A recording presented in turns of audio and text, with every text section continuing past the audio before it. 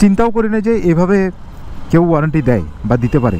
তো একদিন আমি বাসায় মাপতে গিয়ে দেখলাম যে আমার ইঞ্জিন অয়েল স্টিকে আসেই না, অর্থাৎ ইঞ্জিন অয়েলের যে স্টিকটা, ইঞ্জিন অয়েল স্টিকটা আসেই না। হ্যালো ডিয়ার, আসসালামু আলাইকুম, this is Mohammad Arif Suleman. Welcome to my channel mass rider. আশা করি আপনারা সবাই ভালো আছেন, আল্লাহর অশেষ মেহেরবানি আমিও ভালো আছি। ডিয়ার ভিউয়ার্স, আজকে একটা ইম্পর্ট্যান্ট বিষয় আপনাদের সাথে শেয়ার করব বাইকের প্রবলেম নিয়ে, আমার বাইকের প্রবলেম নিয়ে। আমরা যারা রেগুলার বাইক ইউজ করি, আমাদেরকে বাইকের কিছু বিষয় মাথায় রাখতে হয়, অর্থাৎ বাইকের কোনো প্রবলেম হইলে অন্তত বোঝার চেষ্টা করতে হয় যে অ্যাকচুয়ালি প্রবলেমটা কোত্থেকে হচ্ছে বা আদৌ প্রবলেম হচ্ছে কিনা, এই ধরনের কিছু বিষয় মাথায় রাখতে হয়। এখন এমন তো না যে আমি এর আগে অনেক বেশি এই বিষয়ে ঘাটাঘাটি করছি বা পড়ালেখা করছি। এই বাইকটা নেওয়ার পর থেকেই মূলত আমার এই বাইকিংয়ের বিষয়ে হাতে করি, তারপরে এরপরে বিভিন্নভাবে আমি সবসময় জানার চেষ্টা করি, অ্যাকচুয়ালি শেখার চেষ্টা করি, যেহেতু এই বাইকিংয়ের প্রতি আমার একটা চরম একটা ভালোবাসার জায়গা আছে। বাইক নেওয়ার আগে থেকে আমার একটা বাইকের প্রতি ফ্যাসিনেশন ছিল, বাইকের প্রতি একটা আগ্রহ ছিল, চেষ্টা করতাম বিভিন্নভাবে জানার বাইক সম্বন্ধে, বাইকিং সম্বন্ধে। আর বাইক নেওয়ার পর থেকে হচ্ছে একদম প্র্যাকটিক্যাল হাতে করি। আর আমরা যারা একদম এক্সট্রিম লেভেলের বাইক ইউজ করি, তা আমাদেরকে তো অ্যাকচুয়ালি বাইকিংয়ের কিছু বিষয় জানতেই হয়। তার মধ্যে মোস্ট ইম্পর্ট্যান্ট একটা পার্ট হচ্ছে মেনটেনেন্স। এখন মেনটেনেন্স পুরো বিষয়টা আসলে আমাদের পক্ষে জানা সম্ভব না বা করাও সম্ভব না, এই জন্য টেকনিশিয়ান বা ইঞ্জিনিয়ারের হেল্প লাগে, সার্ভিস সেন্টারের হেল্প লাগে। বাট বেসিক কিছু বিষয় এটা মাথায় রাখতেই হয়, বুঝতে হয়। সেটা হচ্ছে বাইকের প্রবলেম, কোনো একটা প্রবলেম হচ্ছে কিনা, আমি ঠিক করতে পারি বা না পারি, কিন্তু অন্তত বুঝতে হয় যে আদৌ বাইকের কোনো প্রবলেম ক্রিয়েট হয়েছে কিনা বা হচ্ছে কিনা। ওইটা বুঝতে পারলেও না আমি সার্ভিস সেন্টারে গিয়ে আমি বাইকটা ঠিক করাবো। তো এই বিষয়েও আমার আগের কোনো এক্সপিরিয়েন্স ছিল না, বাট এই বাইকটা যেহেতু আমি একদম ব্র্যান্ড নিউ কিনি, এই বাইকের উপর ডিপেন্ড করেই মূলত আমার এই বিষয়গুলো নিয়ে জানাশোনা বা ঘাটাঘাটি। একটা বিষয় আমি বুঝছি, বাইকে যখন কোনো প্রবলেম হয় এগুলো বিভিন্নভাবে বোঝা যায়। ডিরেক্ট যে কিছু বিষয় আছে, যেমন ধরেন আপনার এটা ভেঙে গেছে, এটা ভেঙে গেছে, ওটা তো ভেঙে গেলে ওটা তো দেখাই যাচ্ছে, ওটা নিয়ে তার কোনো সে নাই, বা এটা নষ্ট হয়ে গেছে বা লাইট জ্বলতেছে না। কিছু ডিরেক্ট প্রবলেম আছে যে এটাই নষ্ট হয়ে গেছে, কাজই করতেছে না, ওটা একরকম। বাট ইঞ্জিনের কিছু বিষয় আছে, যেমন ইঞ্জিনে যদি কোনো প্রবলেম হয়, ম্যাক্সিমাম ক্ষেত্রে দেখা যায় কি এই প্রবলেমটা সাথে সাথে হয় না, হুট করে হয় না। ম্যাক্সিমাম প্রবলেম আছে যেগুলো হচ্ছে আগে থেকে আপনি একটা সিগন্যাল পাবেন যে এই ধরনের একটা প্রবলেম হচ্ছে। এটা যদি আপনি বুঝতে পারেন, তাহলে আপনি আগেই বুঝতে পারবেন যে আপনার বাইকের কোনো একটা প্রবলেম এই জায়গায় হচ্ছে। সেই প্রবলেমের এফেক্টটা কিন্তু পরে গিয়ে পড়ে, যদি আপনি বুঝতে না পারেন, যে ধরতেই পারলেন না, বাইক তো চলতেছে কিন্তু আপনি কোনো কিছুতে ডিফারেন্স ফিল করতে পারলেন না, তখন কিন্তু একসময় গিয়ে প্রবলেমটা হয়। বিশেষ করে ইঞ্জিন রিলেটেড কোনো প্রবলেমের ক্ষেত্রে এই ধরনের বেশি হয়। আর এই প্রবলেমগুলো বোঝার কয়েকটা উপায় আছে। একটা হচ্ছে পারফরমেন্স। দেখবেন যে আপনার কোনো একটা পারফরমেন্স একরকম পাইছেন এতদিন, কিন্তু এখন সেটা পাচ্ছেন না, হঠাৎ করে মনে হচ্ছে ডাউন ডাউন ডাউন, একটু গরমিল মনে হচ্ছে, তখন বুঝতে হবে যে সামথিং ইজ হ্যাপেন। তখন আপনি প্রাইমারি কিছু বিষয় আছে, এগুলো চেক করলে তো দেখলেন, হইলে তো হয়ে গেলো। আদারওয়াইজ যদি এরপর না হয়, তাহলে বুঝতে হবে যে না, সামথিং ইজ বিং হ্যাপেন, কিছু একটা হচ্ছে। আর একটা ইম্পর্টেন্ট বিষয়, সেটা হচ্ছে সাউন্ড, যেটা নিয়ে আমি মূলত কথা বলতে চাচ্ছি। বাইকের সাউন্ড, আপনি আপনার বাইকের রেগুলার যে সাউন্ডটা, এটা তো আপনি জানেন আপনার বাইকের রেগুলার সাউন্ডটা কীরকম।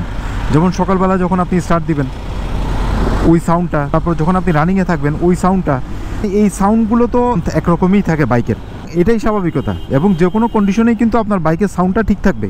আপনি যখন সকালবেলা যখন সাউন্ড স্টার্ট দিবেন সেটা, অথবা লং রানিংয়ে যখন বাইক থাকবে সেটা, এগুলো কিন্তু একই রকম সাউন্ড থাকবে। অর্থাৎ আজকে একরকম সাউন্ড, এক মাস পর আর একরকম সাউন্ড, এভাবে হওয়ার কোনো চান্স নেই।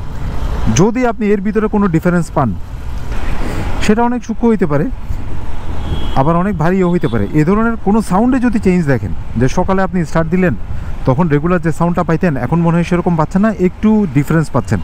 তারপরে রানিংয়ের সময় যদি এরকম এক্সট্রা কোনো সাউন্ড পান, যে না আমি কোনো একটা ডিফারেন্স পাচ্ছি, তখন কিন্তু আপনাকে এই বিষয়টা খেয়াল করতে হবে।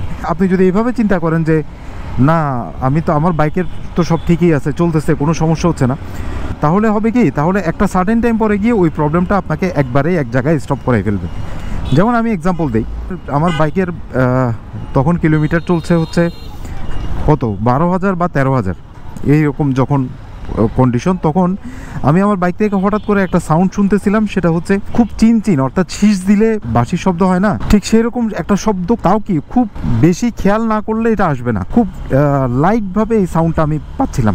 তাও কি এটা কিন্তু আপনি খালি কানে বুঝবেন না। তার মানে আমি বলতে চাচ্ছি, আমি যখন হেলমেট পরতাম, হেলমেট করে বাইক রান করতাম, তখন আমি এই সাউন্ডটা পাইতাম, যে আমি একটা সাউন্ড পাচ্ছি বাঁশির মতো, মানে শীষ টাইপের, খুব কম ভলিউমে। কিন্তু আবার রেগুলার আপনি যদি হেলমেট খুলে এমনিতে বাইক স্টার্ট দিয়ে শোনার চেষ্টা করেন, আপনি এটা বুঝবেন না। আবার দাঁড়ানো অবস্থায়ও বোঝা যায় না, এটা রানিয়ে বোঝা যায়। তা আমিও যখন হেলমেট পরে বাইক চালাতাম তখনই আমি ওই সাউন্ডটা পাচ্ছিলাম। এখন এই বিষয়টা নিয়ে মোটামুটি আমার ধরেন না নিয়ার অ্যাবাউট 3 মান্থস আমি বিভিন্নভাবে স্টিল আমি আমার বাইকের যে লকটা আছে, তালাটা আছে, এই তালা পর্যন্ত চেঞ্জ করছি। আমি মনে করছি কি তালা আমি যেখানে লাগাই রাখি সেখান থেকে হয়তো কোনো একটা শব্দ আসতেছে বা এরকম, আমি তালা পর্যন্ত চেঞ্জ করছি, কিন্তু কিছুতেই কিছু হয় না, এটা বরাবরই থাকি। আমি আবার রেগুলার হিরো সার্ভিস সেন্টারেই সার্ভিস করাই। আমার যখন সার্ভিসের টাইম হয়েছে আমি তখন সার্ভিস সেন্টারে যাই, তাদেরকে আমি বলি যে ওই যে গত সার্ভিসে আবার হিরো থ্রিলার বাইকে তো আপনার ইঞ্জিন অয়েলের ফিল্টার নাই, এটাতে হচ্ছে স্টেইনার। তো স্টেইনারটা এক সার্ভিস পরপর এক সার্ভিস, অর্থাৎ 6 মাস পরপর একবার পরিষ্কার করাটা ভালো। তা আমিও ওদেরকে তখন ইনস্ট্রাকশন দিলাম যে আমার যেহেতু গত সার্ভিসে স্টেইনারটা পরিষ্কার করা হয়নি, এবার আপনারা একটু পরিষ্কার করে দেন। তো স্টেইনার পরিবর্তন করতে গেলে আবার ওই যে ক্লাস প্লেটের যে বাটিটা, বাইরের যে এই যে ইঞ্জিনের পার্টটা, এটা খুলতে হয়। এটা যখন খুললো, ইঞ্জিন অয়েল ড্রেন দিল, এটা খুলে স্টেইনারও পরিষ্কার করলো। এরপর আমি এমনি নিচ থেকেই জাস্ট কোনো ইন্টেনশনে না, জাস্ট এমনি বললাম যে আপনারা ক্লাস প্লেটটা একটু চেক করে দেন যে সব ঠিক আছে কিনা।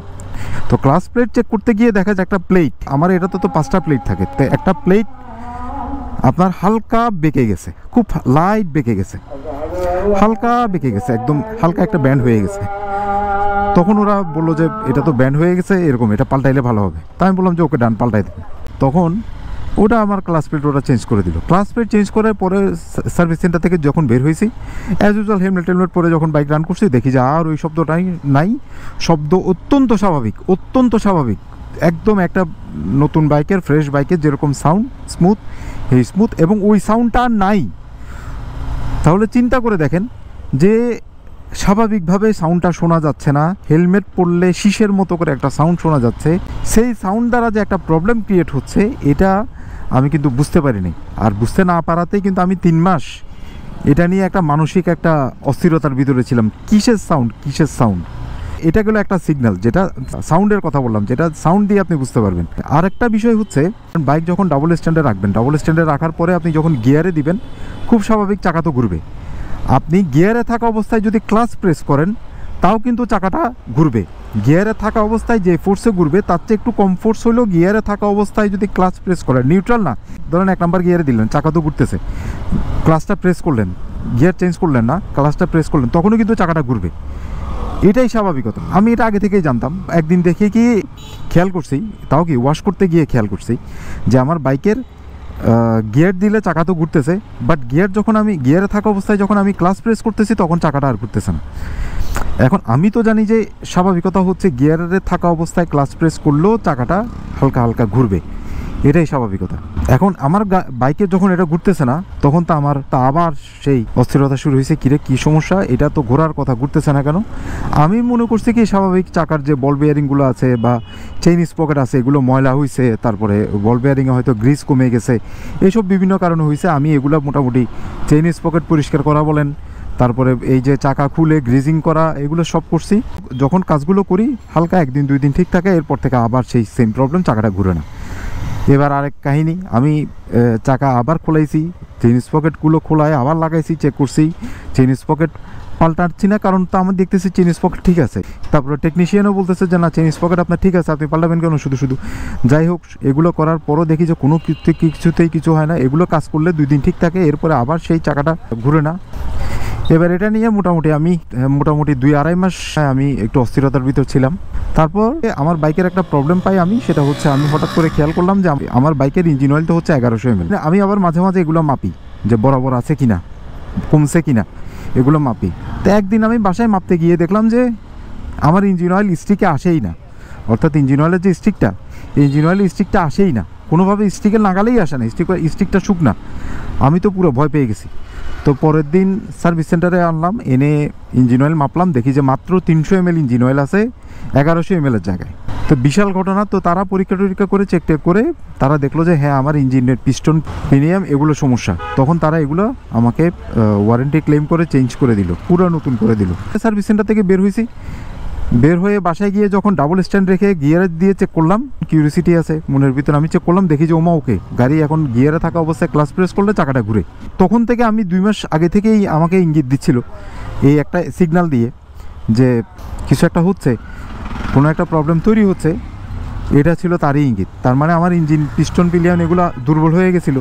তো দুর্বল হওয়ার কারণে এই চাকাটা শক্তি পাচ্ছিল না পরিপূর্ণ। এটা কিন্তু ওই শুরুতেই একটা সিগন্যাল ছিল। সেজন্য বাইকের টোটাল যে স্বাভাবিকতা, সেটা সাউন্ডে হইতে পারে, সেটা কোনো একটা অ্যাক্টিভিটিতে হইতে পারে, কোনো একটা কিছুতে যদি কোনো কারণে ব্যাঘাত আসে বা বিন্দুমাত্র যদি আপনি প্রবলেম পান, তাহলে সেটা অবশ্যই আপনি চেক করবেন এবং আপনি মনে করবেন যে হ্যাঁ কিছু একটা সমস্যা হচ্ছে। সেটা ছোট সমস্যাও হইতে পারে, বড় সমস্যাও হইতে পারে। আর যদি প্রথম অবস্থায় সেগুলো সলভ করেন তো হয়ে গেল, আদারওয়াইজ এগুলোর দ্বারাই একটা বড় প্রবলেম ক্রিয়েট হয়ে যাবে। আর এই বাইকটা কিনে ওই সমস্ত প্রবলেমগুলো থেকে আমি মুক্ত এই কারণে, কারণ হিরোর ওয়ারেন্টি হচ্ছে এখন পর্যন্ত আমার দেখা একটা বেস্ট ওয়ারেন্টি সার্ভিস বাংলাদেশে। আমি থ্রিলারে মাশাল্লাহ আমি যেভাবে সাপোর্ট তাদের কাছ থেকে পাইছি উইথ ওয়ারেন্টি, ইটস আনবিলিভেবল। আমি আসলে চিন্তাও করি না যে এভাবে কেউ ওয়ারেন্টি দেয় বা দিতে পারে। এবার আসি বর্তমান কথায়। 10-12 দিন আগে থেকে আমি যে প্রবলেমটা ফেস করতেছি, এটা হচ্ছে সকালবেলা যখন আমি বাইক স্টার্ট দিই তখন প্রচণ্ড বিদ্ঘুটে শব্দ হয়। আমি শব্দটা আপনাদেরকে একটু শোনাই, শুনে আসেন।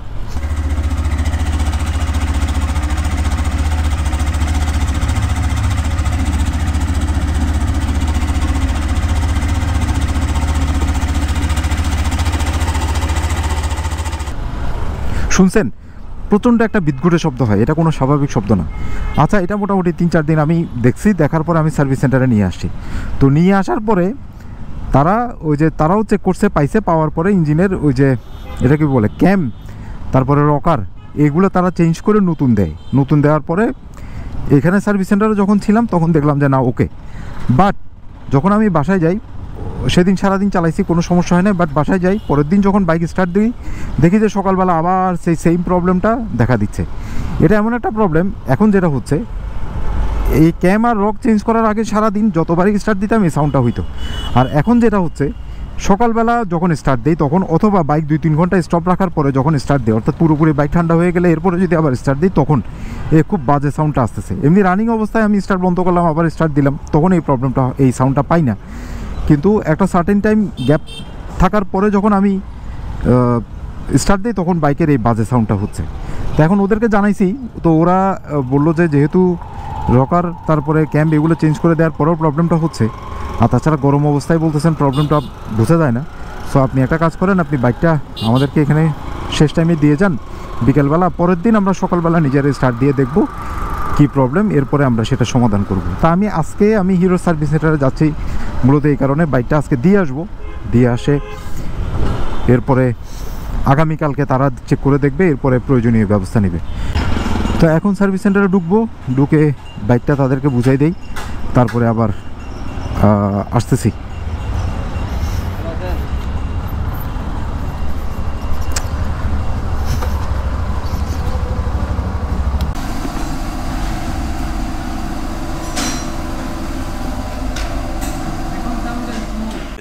2,000 years later.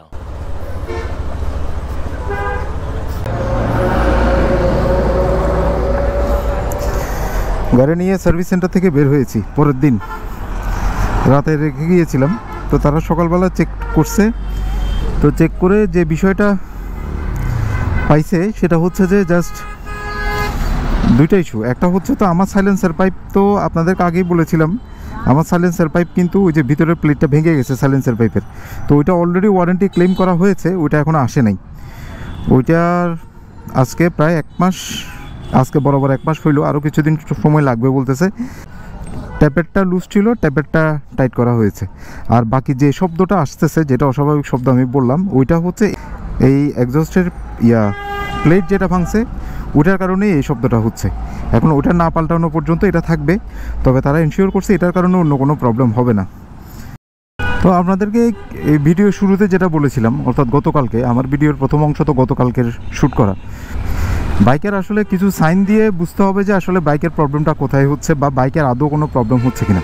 প্রবলেম কোথায় হচ্ছে এটা হয়তো বা আপনি বুঝবেন না, বাট প্রবলেম যে হচ্ছে এটা বুঝতেই হবে। তো এটা বোঝার ভেরি সিম্পল, আমি তো লাইভ আপনাদেরকে বললামই। বোঝাটার জন্য জাস্ট আপনাকে অ্যালার্ট থাকতে হবে, সচেতন থাকতে হবে। সেটা হচ্ছে আপনার বাইকের যে রেগুলার সাউন্ড এবং রেগুলার যে বিহেভিয়ার, এগুলো ঠিক আছে কিনা, কোনো পরিবর্তন আছে কিনা। এই যে আমার সাউন্ডটা, যেমন এখন যে সাউন্ডটা পাচ্ছি, এটা হচ্ছে এটা অ্যাডজাস্ট যখন আমার প্লেটটা ভাঙছে, তো তখন প্রথম দিকে এত বাজে সাউন্ড এটা ছিল না, বাট এটা আস্তে আস্তে গ্রো করতেছে। গ্রো করার কারণে আমার মনে হয়েছে যে এটা অন্য কোনো প্রবলেম কিনা, কিন্তু তারা আমাকে সার্ভিস সেন্টার থেকে আমাকে কনফার্ম করছে এটা অন্য কোনো প্রবলেম নেই, এটা হচ্ছে ওই এক্সজস্টের কারণে এই সাউন্ডটা ক্রিয়েট হচ্ছে, এবং 1 মাসের ব্যবধানে এসে সেটা কানে লাগছে আরও বেশি। তো এখন যত দিন যাবে তত এটার এফেক্ট বাড়বে, কারণ একটা জিনিস ভেঙে গেছে তো এটা তো একটা এফেক্ট আছেই। এটা ভাঙা অবস্থায় যদি চলতে পারতো স্বাভাবিকভাবে তাহলে তার এটা দেওয়ারও দরকার ছিল না, ভাঙারও প্রশ্ন ছিল না। এনিওয়ে, মোট কথা হচ্ছে বাইককে যদি আপনি প্রপারলি মেনটেন করতে চান, বাইকের সার্ভিস খুব গুরুত্বপূর্ণ। আপনাকে প্রপার টাইমে প্রপার সার্ভিস নিতেই হবে। যখনই আপনি কোনো প্রবলেম পাবেন সেই প্রবলেমটা জিআই রাখা যাবে না, ইমিডিয়েট সলভ করে ফেলতে হবে। এই জন্য সবচেয়ে ভালো অপশন হচ্ছে বাইকের নিজস্ব সার্ভিস সেন্টার। আমি হিরোর পার্সপেক্টিভে বলছি, এর বাইরে যদি আপনি থার্ড পার্টি থেকে করতে অভ্যস্ত হন তাহলে থার্ড পার্টি, কিন্তু মধ্য কথা হচ্ছে বাইকের কোনো প্রবলেম আপনি জিআই রাখবেন না, এটা যে কোনোভাবে এটা ডায়াগনোসিস করে এটা সমাধান করে ফেলবেন। আপনি যদি প্রবলেম জিআই না রাখেন, প্রবলেম হওয়া মাত্র সেগুলো প্রপারলি সলভ করেন, তাহলে আপনার বাইক এটা আসলে কত কিলোমিটার চললো এটা ডিপেন্ড করবে না, আপনার বাইক অ্যাট এ টাইম নতুন থাকবে, অ্যাট এ টাইম ফ্রেশ থাকবে। তা আজকে সার্ভিস নিয়ে এটা ছিল একটা ব্লগ, যেটা আমি একদম আমার রিয়েল এক্সপিরিয়েন্স থেকেই বললাম।